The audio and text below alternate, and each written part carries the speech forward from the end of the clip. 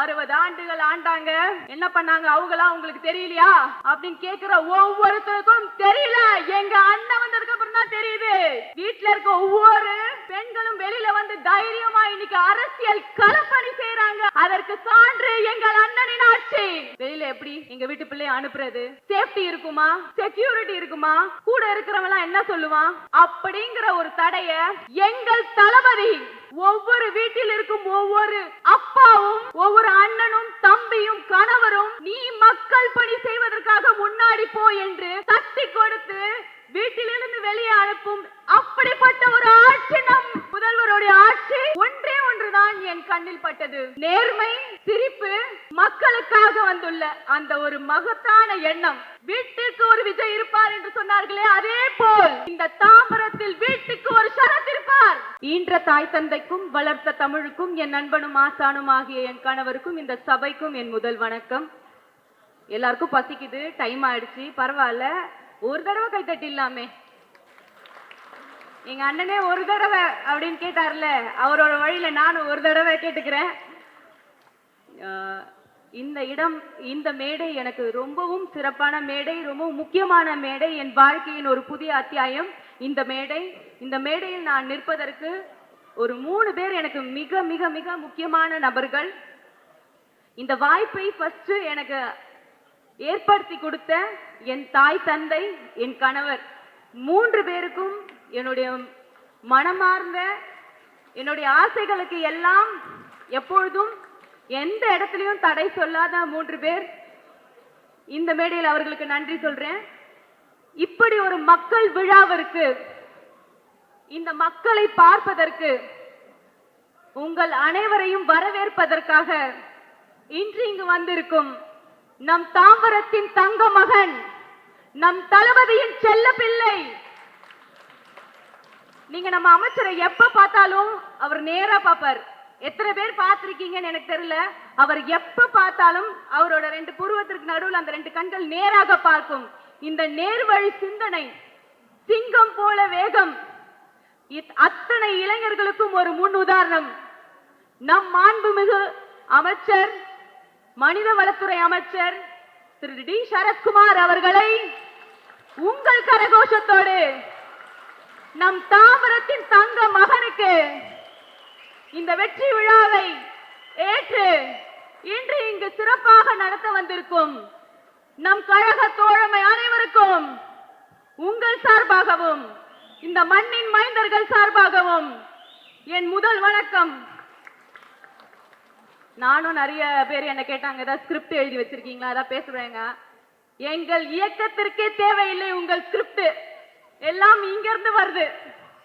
எனக்கு முன்னாடி அண்ணன் ராஜேந்தர் பேசினாங்க, ஜேம்ஸ் அவர்கள் பேசினாங்க, பயங்கரமா பேசினாங்க.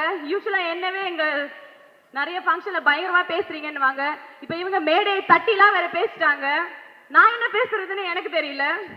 இருந்தாலும் ஏதோ சின்னதா பேசுறேன், கொஞ்சம் அட்ஜஸ்ட் பண்ணிக்கோங்க. 2 விஷயம் தான். நான் உங்களோட டைம் நிறைய எடுத்துக்கவே விரும்பல. இன்றைக்கு நான் இங்க நிற்கிறதுக்கு மிகப்பெரிய காரணம் கல்வி என்ற பெரிய ஆயுதம். எங்க அப்பா ஒரு சாதாரண இரும்பு கடை வச்சிருக்கிற ஒரு சாதாரண தொழிலாளி, அப்படிதான் எல்லாரும் பார்த்தாங்க. என் கூட பிறந்த 3 சகோதரர்கள், நான் தான் கடைசி. ஒரு தனி மனிதன் உழைப்பால் 4 பேருக்கும் டபுள் டிகிரி, எல்லாருமே எங்க வீட்டுல டபுள் டிகிரி. நான் வந்து master of engineering from Anna university, bachelor of education, diploma in special education, IIM பெங்களூர்ல போய் ஆண்டர்பிரினர்ஷிப் டெவலப்மெண்ட் ட்ரைனிங் படிச்சேன். இது அந்த ஒற்றை மனிதன் செய்தது மட்டுமல்ல, என் அம்மா வழியில் எங்கள் எல்லாருக்கும் குலதெய்வமாக நம் தமிழ்நாட்டின் கிங் மேக்கராக இருந்த எங்கள் கர்ம வீர காமராஜர் ஐயாவின் வம்சாவழி என்பதில் நெஞ்சார்ந்த புகழோடு இங்கு உங்கள் முன் நிற்கின்றேன். அந்த மாமனிதர் அவர் இந்த கல்விக்காக உழைக்கவில்லை என்றால் இன்று குக்கிராமத்தில் உள்ள ஒவ்வொருவருக்கும் பேருக்கு பின்னாடி இருக்கின்ற அந்த பட்டம் சொல்லும் அவர் யார் என்று. அப்படிப்பட்ட ஒரு வம்சாவழியில் வந்து இன்று இங்கு பேச வாய்ப்பளித்த எங்கள் ஐயா கர்ம வீரர் காமராஜருக்கு மிகப்பெரிய நன்றி. இரண்டாவது, எப்படி எங்க அப்பா காலத்துல எங்க தாத்தா காலத்துல எல்லாருக்கும் கர்ம வீரர் காமராஜர் ஐயா மிகப்பெரிய ஒரு சக்தியோ, இன்றைக்கு என் தலைமுறைக்கு நம் மாண்புமிகு முதலமைச்சர் மாசில்லா தங்கம், நம் வீட்டின் சொத்து, உங்கள் அண்ணன், உங்கள் தளபதி, நம்ம வீட்டு பிள்ளை, எங்கள் அண்ணனின் வழியில். ஒரு காலத்துல பொம்பளை பசங்க ஆசைப்பட்டா தப்புன்னு சொல்லுவாங்க, வெளியில வந்தா தப்புன்னு சொல்லுவாங்க, படிச்சா தப்புன்னு சொல்லுவாங்க, நின்னா தப்புன்னு சொல்லுவாங்க, எழுந்தா தப்புன்னு சொல்லுவாங்க, வெளியில வந்தா தப்புன்னு சொல்லுவாங்க. இன்னைக்கு இருக்க இந்த ஜெனரேஷன்ல டெக்னாலஜி வளர்ந்ததுல பெண் பிள்ளைகள் படிக்கிறாங்க, வெளியூர்ல போய் வேலை செய்யறாங்க, குடும்பத்தை பாத்துக்கிறாங்க. ஆனா அரசியல் என்பது ஒவ்வொரு வீட்டிலும் கட்டுப்பாடாக வைக்கப்பட்ட மிகப்பெரிய ஒரு சாக்கு.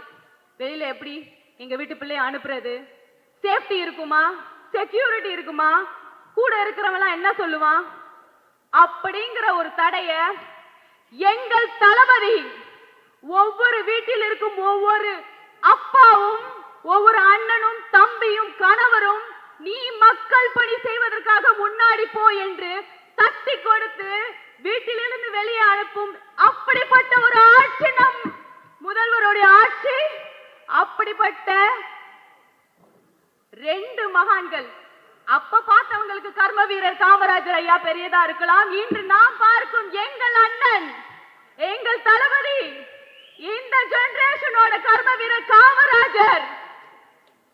என்ன நீங்க திடீர்னு வந்தீங்க கர்ம வீரர் காமராஜரோட சேர்த்து பேசுறீங்க? இத்தனை காலத்து ஆண்டாங்களே, 60 ஆண்டுகள் ஆண்டாங்க, என்ன பண்ணாங்க அவங்களாம் உங்களுக்கு தெரியலையா அப்படின்னு கேட்கிற ஒவ்வொருத்தருக்கும் தெரியல. எங்க அண்ணன் வந்ததுக்கு அப்புறம் தான் தெரியுது. வீட்டுல இருக்க ஒவ்வொரு பெண்களும் வெளியில வந்து தைரியமா இன்னைக்கு அரசியல் களப்பணி செய்யறாங்க அப்படின்னா அதற்கு சான்று எங்கள் அண்ணனின் ஆட்சி, உங்கள் அண்ணனின் ஆட்சி. இந்த இரு பெரிய மகான்கள் எனக்கு கொடுத்த வாய்ப்பு, இன்று நான் இங்க நிக்கிறேன். ஒரே ஒரு விஷயம் சொல்லிக்கிறேன். கடந்த ஒரு சில காலங்களாக, ஒரு சில பீரியட்ல நான் ரொம்ப நிறைய விஷயங்கள் நம்மளுடைய மாண்புமிகு மனிதவளத்துறை அமைச்சர் அவர்களை ரொம்ப ரசிச்சு சில விஷயங்கள் பார்த்ததுண்டு. இவ்வளவு சின்ன வயசுல இவ்வளவு நேர்மையாகவும், இவ்வளவு திறன்படவும், மக்களுக்கு பிடித்த கதாநாயகனாகவும், தளபதியின் செல்ல பிள்ளையாகவும் எப்படி இந்த மனுஷன் இருக்கிறாரு அப்படின்னு நிறைய விஷயங்கள். நம்ம தான் ஒரு அகாடமிஷியன் ஆச்சே, எப்படியும் தூண்டி துருவி எல்லாத்தையும் பார்க்க தானே செய்வோம். ஒன்றே ஒன்றுதான் என் கண்ணில் பட்டது, நேர்மை, சிரிப்பு, மக்களுக்காக வந்துள்ள அந்த ஒரு மகத்தான எண்ணம். அமைச்சரே, அதனால்தான் நீங்க செல்ல பிள்ளை போல முதலமைச்சருக்கு. உங்கள் வழியில் இந்த சின்ன சின்ன எங்களை மாதிரி சின்ன சின்ன மக்களும் வீட்டிலிருந்து தைரியமாக உங்களோடு சேர்ந்து இந்த களப்பணியை செய்ய வந்திருக்கின்றோம். ஒரே ஒரு டைலாக், தம்பி அப்படின்னு நான் சொல்லலாமா? தம்பின்னு சொல்லலாமா? உங்களுடைய தம்பி, நமது அமைச்சர். ஒரு ஃபேமஸான படம், ரொம்ப ஃபேமஸான படம். அந்த படத்துல ஒரு டைலாக் வரும், நீ இறங்க ஆடு கபிலா, இது நம்ம ஆட்டம். அந்த மாதிரி நீங்க இறங்க ஆடுங்க, உங்க பின்னாடி இத்தனை பேர் இருக்கும்.